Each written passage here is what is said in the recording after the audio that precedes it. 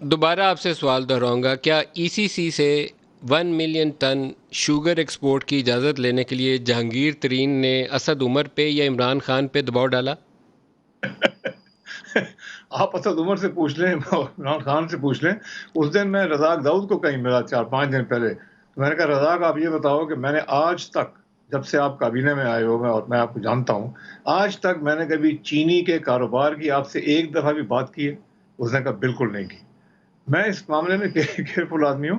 اور دوسری بات یہ ہے کہ اسد عمر صاحب، جو آپ بھی جانتے ہیں تو اور لوگ بھی جانتے ہیں کہ وہ سب کو شاید میں کبھی بات کر کے انفلوئنس شاید کر لیتا، اسد عمر صاحب کو میں انفلوئنس نہیں کر سکتا. تو دیکھیں بات یہ ہے کہ بنیاد 1 ملین اس ٹن کے بعد دوبارہ 0.1 ملین ٹن مزید اجازت دی گئی جب قیمتیں چڑھی ہوئی تھیں. اس وقت کس بنیاد پہ اجازت دی گئی؟ سر یہ آپ ان سے پوچھیں نا، میں تو صرف یہ کہہ رہا ہوں بڑا سمپل کام ہے. مجھے سر کہتے یو ہیں آر جی آپ نے part of the subsidy. Government, آپ آؤٹ آف فیور ابھی ہوئے ہیں، لیکن آپ عمران کے رائٹ ہینڈ تھے. آپ عمران کے ساتھ اٹھتے تھے، بیٹھتے تھے، ہر فیصلے میں ہر جگہ پہ ان کے ساتھ ہوتے تھے. ان کے کی پلیئر تھے آپ، سٹار پلیئر تھے آپ. ابھی آؤٹ آف فیور ہو گئے ہیں، آپ کے مخالف کھلاڑی جو ہیں وہ چھا گئے ہیں، آپ کو انہوں نے میدان سے باہر نکال دیا، 12واں کھلاڑی بنا دیا آپ کو.